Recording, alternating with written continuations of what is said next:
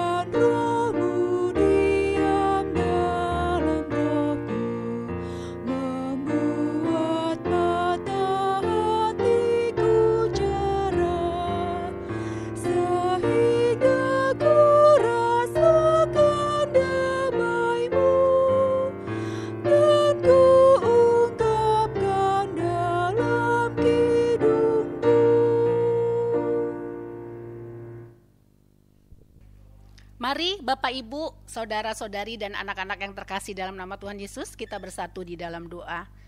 Ya Tuhan Allah, Bapa yang kami puji sembah dan muliakan dalam nama Tuhan Yesus Kristus. Kami bersyukur karena dari hari ke hari, dalam suka dan duka, Engkau selalu setia menjaga dan menolong kami. Engkau mengetahui semua kekurangan dan kelemahan kami, dan mengampuni segala dosa dan kesalahan kami. Kami bersyukur karena diberi kesempatan bersama keluarga untuk menghayati persekutuan dengan Tuhan dan sesama melalui nyanyian, doa, dan mendengarkan firman-Mu. Kuduskanlah ibadah kami ya Tuhan, serta karuniakanlah Roh Kudus-Mu untuk mengurapi kami semua. Berkati keluarga kami, berkati para pelayan yang melayani. Jemaat yang dikasihi Tuhan, saatnya kita bermazmur. Untuk itu kita siapkan Alkitab kita dan buka dari Mazmur pasal 97 ayat 1 sampai dengan 7. Dan kita bermazmur secara silih berganti. Untuk kalimat yang tercetak keluar nanti dibacakan oleh saya, dan untuk jemaat membaca bagian kalimat yang tercetak ke dalam. Mazmur pasal 97 ayat 1 sampai dengan 7. Tuhan adalah Raja.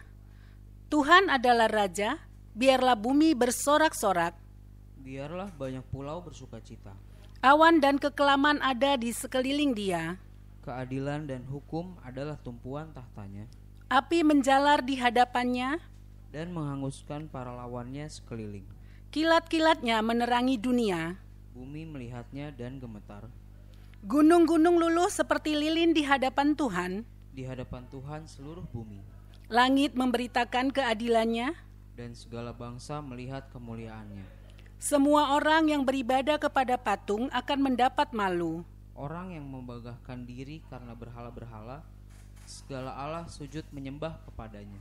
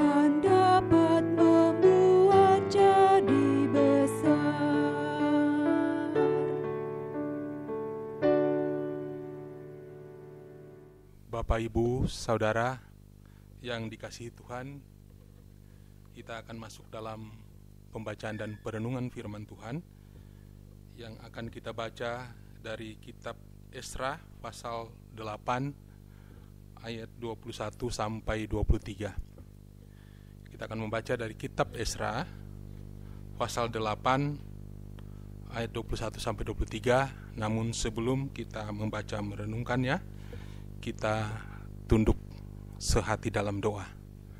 Kita berdoa. Ya Tuhan, ya Allah kami, Bapa kekal yang kami puji, kami sembah di dalam Kristus Yesus. Kami datang ke hadirat-Mu yang maha suci saat ini, membawa doa, membawa ungkapan syukur terima kasih kami atas semua kasih setia dan pemeliharaan Tuhan dalam kehidupan yang Tuhan perkenankan kami jalani sampai saat ini. Berkat Tuhan sudah kami terima, kekuatan, kesehatan telah menyelimuti kehidupan kami. Terima kasih ya Allah, ya Tuhan kami, terpujilah nama-Mu kekal selama-lamanya dalam hidup kami. Saat ini ya Tuhan, di tengah persekutuan jemaat, kami ingin membaca dan merenungkan firman-Mu. Kami mohon tuntunan Roh Kudus-Mu, hikmat yang dari Allah menyelimuti kami semua, secara khusus hamba-Mu yang saat ini Tuhan pakai menjadi media dalam pemberitaan firman Tuhan. Ke dalam tangan-Mu Tuhan kami menyerahkan seluruh pembacaan dan perenungan ini. Kiranya hanya nama-Mu yang dipuji dan dimuliakan. Di dalam satu nama yang agung, mulia dan kudus, nama Tuhan kami Yesus Kristus, firman yang hidup, kami berdoa mengucap syukur. Amin. Bapak, Ibu, Saudara yang dikasihi Tuhan, mari sama-sama kita akan membaca, merenungkan firman Tuhan dari kitab Esra pasal 8 ayat 21 sampai 23 yang menyatakan demikian. Kami mengajak kita semua untuk berdiri jika diperkenankan. Kemudian di sana, di tepi sungai Ahawa itu, aku memaklumkan puasa supaya kami merendahkan diri di hadapan Allah. Dan kami memohon kepadanya jalan yang aman bagi kami, bagi anak-anak kami, dan segala harta benda kami. Karena aku malu meminta tentara dan orang-orang berkuda kepada raja untuk mengawal kami terhadap musuh di jalan. Sebab kami telah berkata kepada raja demikian, tangan Allah kami melindungi semua orang yang mencari Dia demi keselamatan mereka, tetapi kuasa murka-Nya menimpa semua orang yang meninggalkan Dia. Jadi berpuasalah kami dan memohon hal itu kepada Allah, dan Allah mengabulkan permohonan kami. Sampai sedemikian pembacaan Alkitab yang akan kita renungkan bersama pada saat ini. Dan tentunya yang berbahagia adalah semua orang yang mendengarkan firman Tuhan dan melakukannya di dalam kehidupannya. Terpujilah Tuhan Yesus Kristus. Hosiana.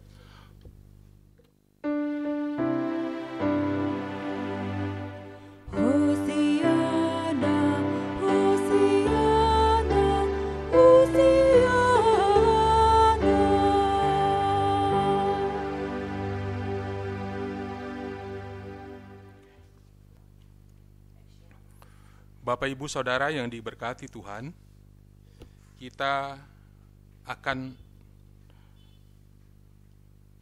mengkaji, menelusuri pembacaan dan perenungan kita hari ini dengan satu tema, doa puasa untuk kesejahteraan bangsa. Esra adalah seorang imam, atau ada juga yang menyebut nabi, yang memimpin rombongan kedua orang-orang buangan yang keluar dari tanah Babilonia ke Yerusalem dengan memegang satu surat tugas dari Raja Artasasta, Raja negeri Persia. Kitab Esra ini adalah lanjutan dari kitab Tawarik yang kalau kita kaji dalam seluruh kitab Esra ini ada dua kelompok besar yang terkandung di dalamnya. Kelompok pertama terdiri dari pasal 1 sampai pasal 6 adalah menceritakan tentang orang-orang Yahudi yang pulang dari Babel ke Yerusalem sesuai perintah Raja Kores, Raja negeri Persia, dan mereka di bawah pimpinan Gubernur Zerubabel dan Imam Besar Yesua. Pada bagian ini, pada kelompok pertama ini diceritakan bagaimana rumah Tuhan di Yerusalem dibangun dan kembali ditabiskan walaupun dengan segala tantangan dan persoalannya yang harus dihadapi oleh umat Israel pada saat mereka ingin mendirikan di Yerusalem. Akhirnya pembangunan rumah Allah ini diselesaikan pada zaman pemerintahan Raja Darius. Jadi ada 3 raja yang berkuasa diceritakan dalam Alkitab. Mungkin bisa lebih kalau kita menelusuri kajian-kajian lain. Tetapi Alkitab mencatat ada 3 raja yang memerintah di kerajaan Persia pada saat kembalinya umat Israel dari tanah pembuangan ke Yerusalem. Pertama adalah Raja Kores yang memerintahkan kembalinya umat Israel itu sendiri. Lalu ada Raja Darius yang menyetujui pembangunan Bait Allah, meneruskan kebijakan dari Raja Kores. Raja Darius ini berperan pada saat ia mengatasi kemelut pada waktu orang-orang Israel dihalang-halangi oleh orang-orang di luar Israel yang ada di sekitar Samaria. Mereka menghalangi pembangunan Bait Allah dengan membuat surat kepada Raja Darius, dan akhirnya Raja Darius memberikan keputusan bahwa pembangunan Bait Allah harus diteruskan dan siapa saja yang menghalangi akan berhadapan dengan kebijakan raja. Kemudian raja ketiga adalah Raja Artasasta. Itulah yang menugaskan Nabi atau Imam Esra pada saat dia kembali ke tanah Yerusalem. Jadi Esra datang ke Yerusalem dengan membawa surat kuasa, surat tugas dari Raja Artasasta, Raja negeri Persia. Sebagaimana sudah kita ketahui bahwa imam atau Nabi Esra ini adalah seorang ahli teologi, ahli hukum Taurat. Dan ia memiliki misi besar kepada bangsanya, agar bangsanya benar-benar tunduk dan taat pada hukum Taurat, sehingga mereka lepas dari segala macam hukuman yang menimpa mereka, sebagaimana mereka alami pada waktu mereka dibuang ke Babel. Bapak, Ibu, Saudara yang dikasihi Tuhan, cerita kita hari ini mengisahkan bahwa rombongan Nabi Esra ini telah sampai di Ahawa. Ahawa itu kalau kita mau simak jalan cerita pembacaan ini adalah perjalanan 9 hari dari Babilonia sampai di Ahawa. Dan pada saat itu Nabi Esra ingin mengajak umat Israel untuk berpuasa, berdoa dan berpuasa dengan satu tujuan, dengan satu maksud, sebagaimana diceritakan dalam pembacaan dan perenungan kita hari ini. Ayat 23 berkata, "Jadi berpuasalah kami dan memohon hal itu kepada Allah, dan Allah mengabulkan permohonan kami." Pertanyaannya mungkin yang menjadi bahan perenungan kita adalah berpuasa, doa dan berpuasa. Di kalangan orang Kristen, berpuasa ini memang ada sedikit menjadi perdebatan. Ada yang menganggap bahwa tidak perlu berpuasa, ada juga anggota jemaat Kristen yang menganggap bahwa puasa itu penting. Tentu karena ini sudah dicantumkan di dalam Alkitab dan menjadi bahan cerita perenungan kita ini, kita perlu mengkaji apa sih sebenarnya puasa itu sendiri.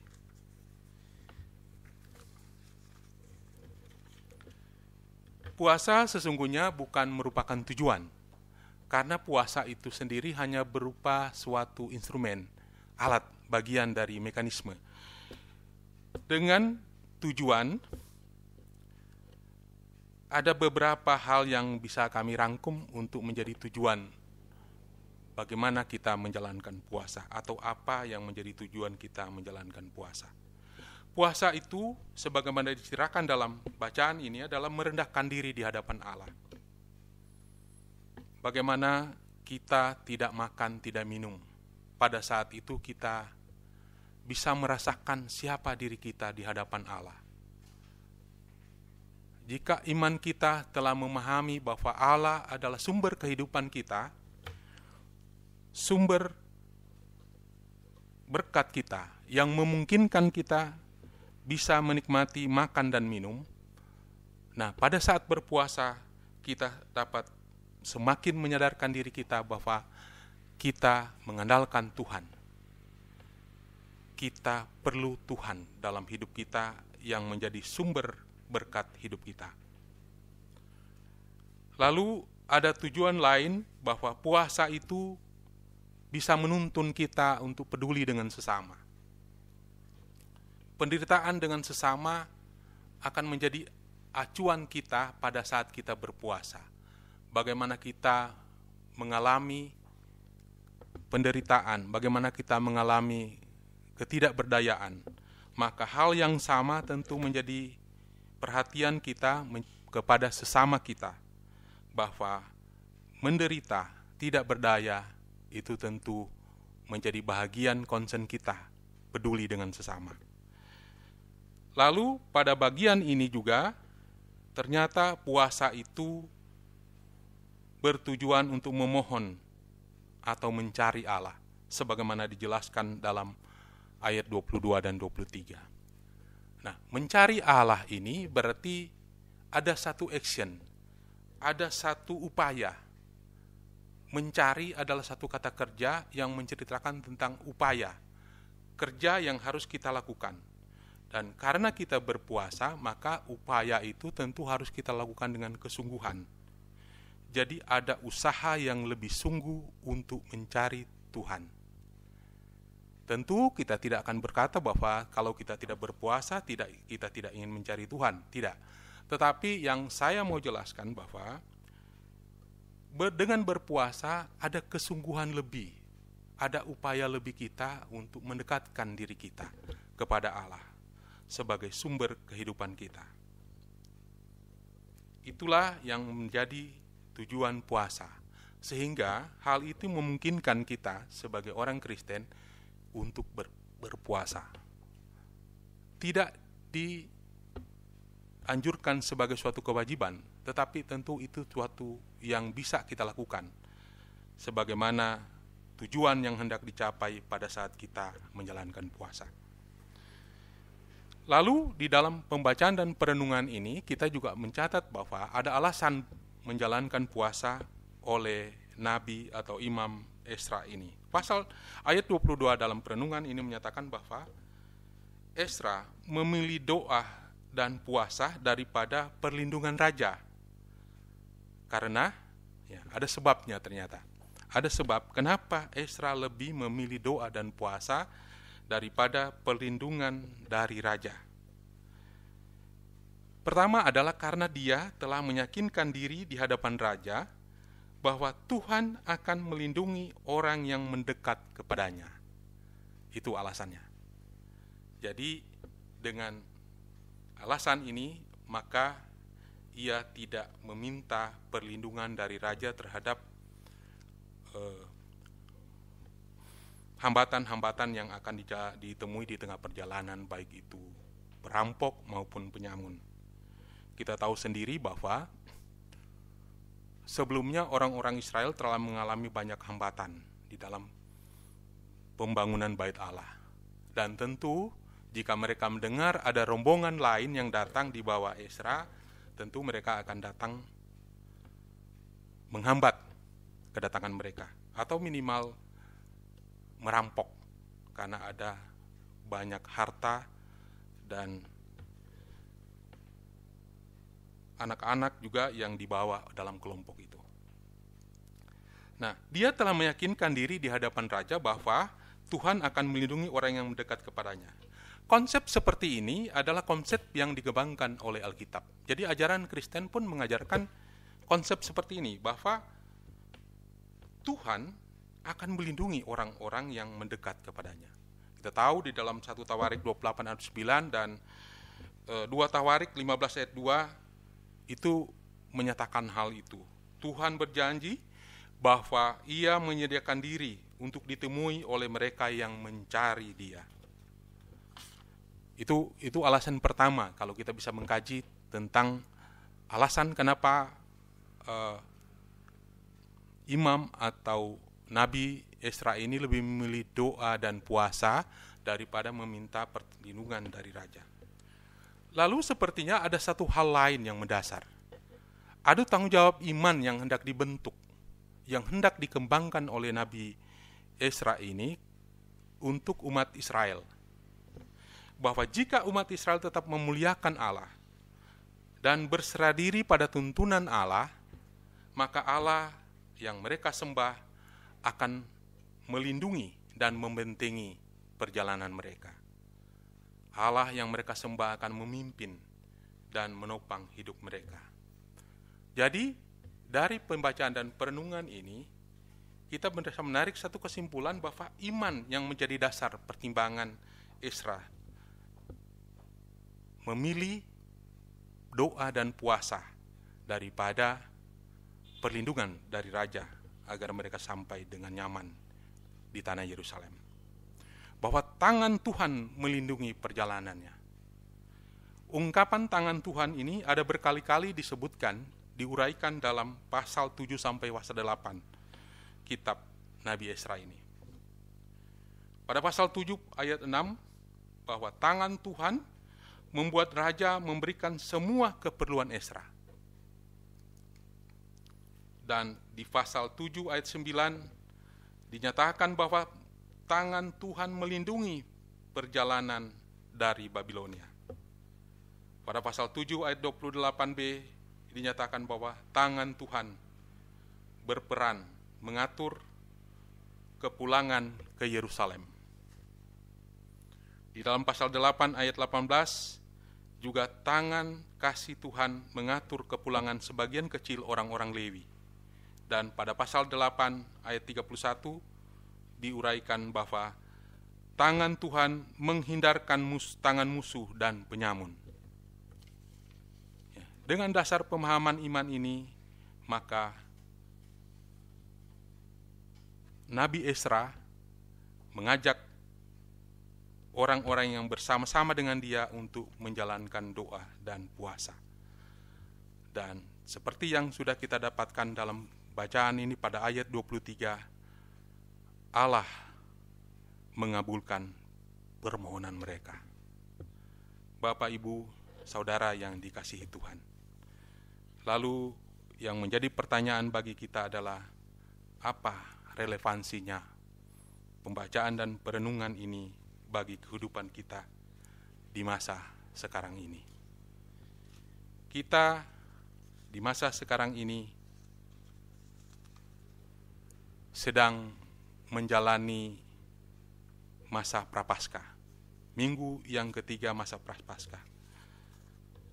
Tentu di dalam perenungan kita memasuki masa Prapaskah ini, kita mengingat rayakan akan pengorbanan dan penderitaan Kristus. Penderitaan Kristus yang kita ingat rayakan saat ini dengan pengorbanan agungnya menjadi momentum kita untuk tetap berserah diri pada janji setianya.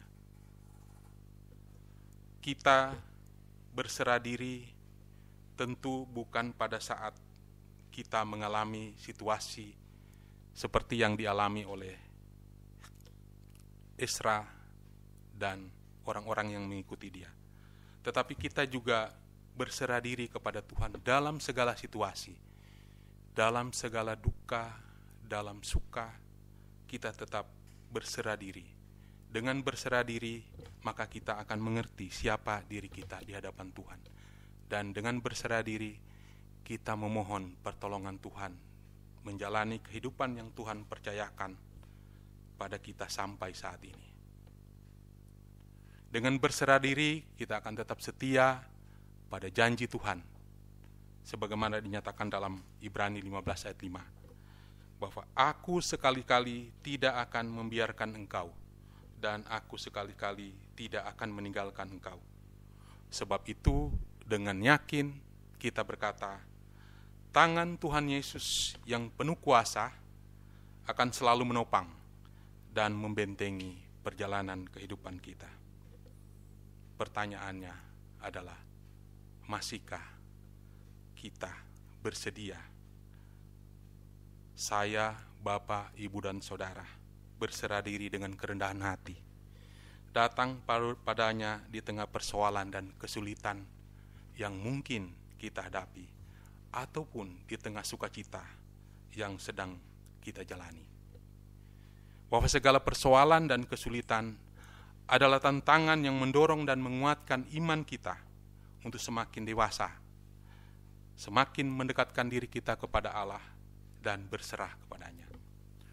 Umat Israel yang telah pulang dari pembuangan di Babel memberikan pembelajaran kepada kita bahwa dalam kondisi apapun Allah kita tetap ya dan amin dalam janji dan pemeliharaannya.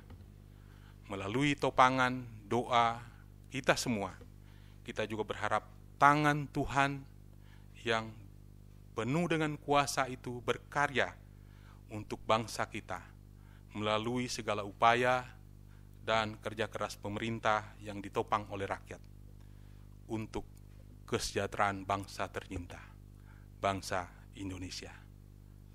Amin. Tuhan memberkati kita.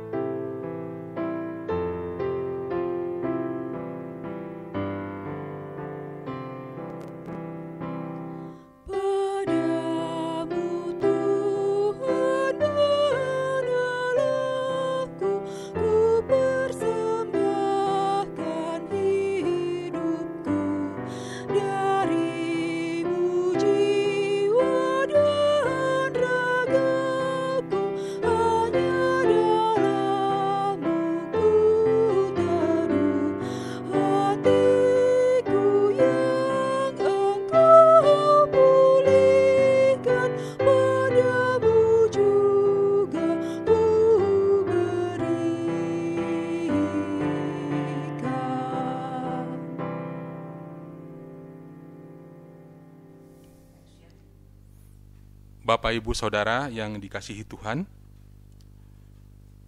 kita satukan hati kita dalam doa syukur. Kita berdoa. Ya Allah, ya Tuhan kami, Bapa kekal, yang kami puji, kami sembah di dalam Kristus Yesus. Kembali kami tertunduk di hadapan-Mu, namun hati mata kami tertuju kepadamu yang kudus, ya Allah kami. Kami mengucap syukur atas bimbingan, hikmat, dan penyertaan Tuhan bagi kami. Saat ini kami telah merenungkan bersama bagaimana kasih dan pemeliharaan Allah dinyatakan bagi umat-Mu, Nabi Ezra beserta umat Israel yang ada bersama dia pada saat itu. Pulang dari tanah pembuangan di Babilonia ke tanah perjanjian di tanah Israel, Yerusalem. Tuhan memelihara perjalanan mereka. Tuhan membentengi mereka dari kuasa-kuasa yang merintangi. Bahkan penyamun Tuhan hindarkan dari perjalanan mereka. Pemahaman iman kami mengatakan bahwa hanya berserah kepada-Mu, kami aman.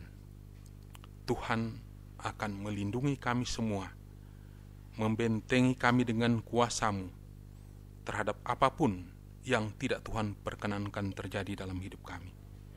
Dengan iman yang teguh kami percaya, Tuhan memberkati kami semua, memberkati kami dalam segala usaha, karya, dan pekerjaan kami, memberkati kami dalam pendidikan anak-anak kami, memberkati kami dalam segala upaya dan usaha keluarga, dan sanak saudara yang menopang upaya kesembuhan untuk saudara-saudara yang sakit.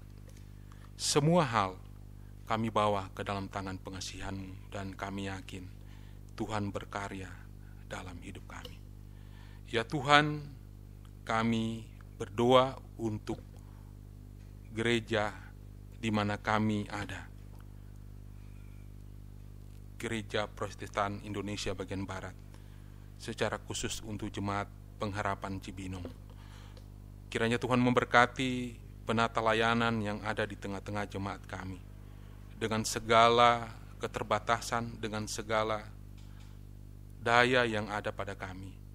Kiranya Tuhan berkenan memberkati kami, dari pendeta yang melayani, Ibu Pendeta Rindu, Ibu Pendeta Linda, saya Siagian, para presbiter, majelis jemaat yang mendampingi, termasuk seluruh penata layanan yang ada di tengah jemaat. Ke dalam tangan-Mu Tuhan, kami serahkan seluruh pelayanan kami. Kiranya apa yang kami lakukan berkenan di hadirat Tuhan, menjadi hormat dan kemuliaan nama Tuhan. Tentunya menjadi kebahagiaan bagi kami semua dan seluruh anggota jemaat. Ya Allah, ya Tuhan kami turut bersama dalam doa keluarga yang menopang kesembuhan untuk orang-orang terkasih yang sedang dirawat di rumah sakit. Kiranya segala upaya keluarga, upaya tenaga medis dan para perawat, dokter, Tuhan berkati semuanya ini menjadi alat untuk kesembuhan saudara-saudara kami yang sedang menjalani proses penyembuhan, baik itu di rumah sakit maupun di rumah. Pelayanan dari keluarga juga menjadi bahagian dari saluran berkat Tuhan untuk kesembuhan saudara-saudara kami. Kami berdoa untuk anak-anak kami, keluarga yang mencari pekerjaan di tengah situasi yang ada saat ini. Hanya berserah diri kepada-Mu Tuhan. Itulah yang menjadi dambaan kami. Kiranya Tuhan mewujud nyatakan upaya saudara-saudara kami mendapatkan pekerjaan yang layak untuk kehidupan yang akan mereka jalani.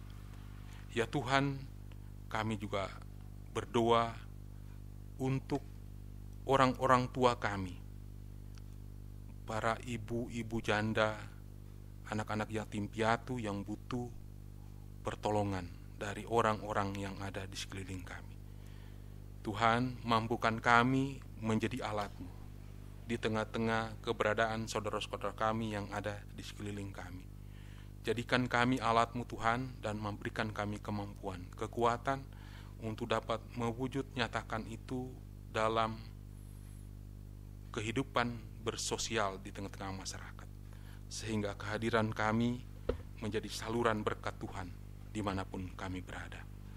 Ya Allah, ya Tuhan kami percaya seluruh ungkapan doa, syukur, dan permohonan kami, Tuhan memberkati kami. Karena dengan iman kami percaya Allah adalah sumber berkat dalam kehidupan kami. Dan dengan iman kami percaya Engkaulah sumber keselamatan hidup kami. Ya Bapa Tuhan kami, kepadamu kami berserah. Di dalam nama Tuhan Yesus Kristus yang mengajarkan kami berdoa bersama. Bapa kami di sorga, dikuduskanlah namamu, datanglah kerajaanmu, jadilah kehendakmu di bumi seperti di sorga. Berikanlah kepada kami hari ini makanan kami yang secukupnya, dan ampunilah segala kesalahan kami, seperti kami juga mengampuni orang yang bersalah pada kami. Janganlah membawa kami ke dalam pencobaan, tetapi lepaskan kami dari yang jahat.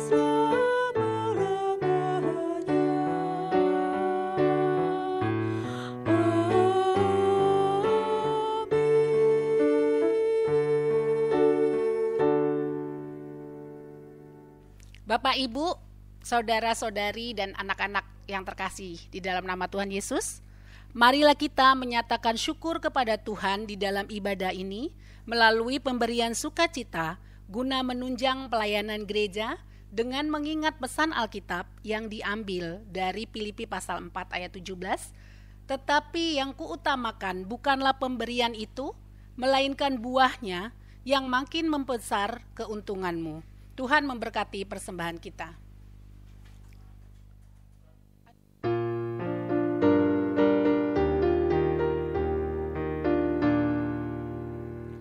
Kita bersyukur kepada Tuhan sambil bawa persembahan kepada-Nya, sebab Ia baik, abadi kasih-Nya, sebab Ia baik, abadi kasih-Nya. Kita berikan kepada Tuhan, asal jangan dengan duka dan terpaksa, sebab Ia baik, abadi kasih-Nya, sebab Ia baik, abadi kasih-Nya. Jemaat Tuhan, silakan berdiri. Marilah kita menyerahkan ungkapan syukur kita di dalam doa. Kita berdoa. Saat ini ya Allah, kami bersyukur kepadamu. Apa yang sudah kami beri dengan rela dan penuh sukacita, kiranya berkenan bagimu. Engkau dengan rahmat-Mu yang besar, kiranya senantiasa menolong kami untuk memenuhi tempat ibadah, rumah, keluarga, dan hati kami ini dengan kehadiran-Mu yang memunculkan pujian syukur, hormat, dan kemuliaan selama-lamanya. Amin. Jemaat, kembalilah kepada kehidupan kita sehari-hari dan lakukanlah firman Tuhan sebagaimana yang kita dengar hari ini.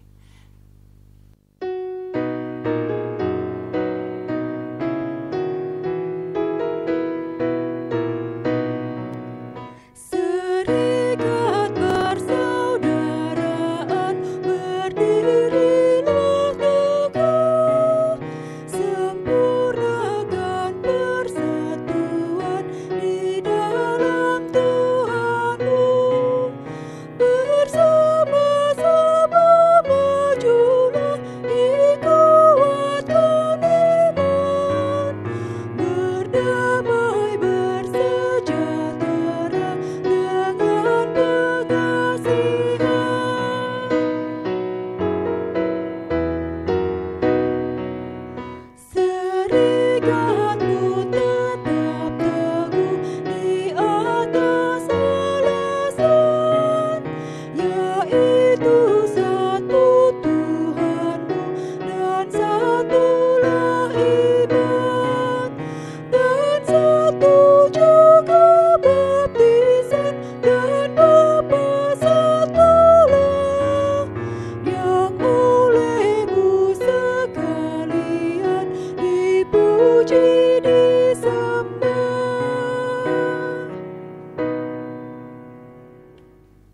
Arahkanlah hati dan pikiranmu kepada Tuhan, serta terimalah berkat-Nya. Kasih karunia Tuhan Yesus Kristus dan kasih Allah Bapa serta persekutuan dengan Roh Kudus menyertai kamu sekalian.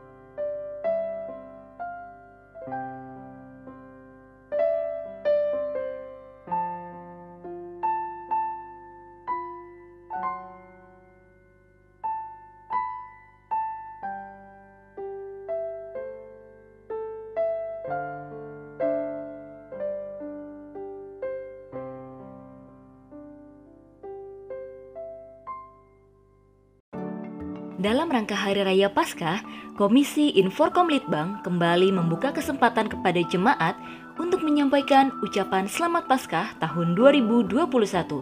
Adapun kategori ucapan adalah berupa foto maupun video. Jemaat dapat mengirimkan foto atau video keluarga, individu, maupun kelompok. Untuk kategori foto, kualitas foto yang dikirimkan adalah high quality dengan minimal pengiriman 3 megapiksel. Sedangkan untuk kategori video, durasi video yang dikirimkan adalah 10-15 detik. Video berisi ucapan Selamat Paskah tahun 2021. Bagi jemaat yang ingin difoto oleh tim Inforkom, kami akan membuka gerai foto dan video di ruang Serbaguna 2. Waktu pelaksanaan akan diinformasikan kembali. Adapun biaya kontribusi adalah sebagai berikut. Untuk kategori foto dikenakan biaya kontribusi sebesar Rp100.000. Untuk kategori foto dan soft copy sebesar Rp150.000. Untuk kategori video sebesar Rp150.000. Foto dan video yang kami terima akan ditayangkan pada rekaman video ibadah hari Minggu, ibadah keluarga, dan akun sosial media resmi GPIB Pengharapan Cibinong. Jika jemaat berkerinduan untuk menyampaikan ucapan Selamat Paskah ini, jemaat dapat menghubungi kontak person berikut. Terima kasih, Tuhan Yesus memberkati.